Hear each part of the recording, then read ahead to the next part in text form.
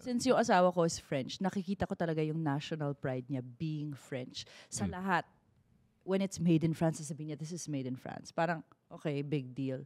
Tapos sa kultura, kunyari, pag nag-uusap siya, tapos may bago kaming kakilala. Have you been to France?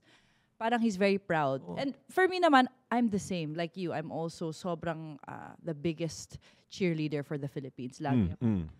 Pero what I'm trying to say is, napakagaling ng France as a country to export their culture na recognize siya. Kunyari, may baguette, tapos may coffee.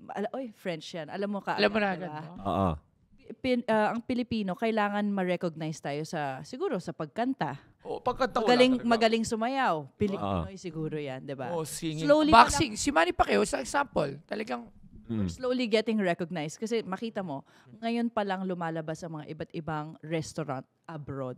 Sa totoo lang, like... Na Pinoy-themed. Yes, yung lola ko, Nora Daza, I don't know if kilala niyo siya. Pero Of course.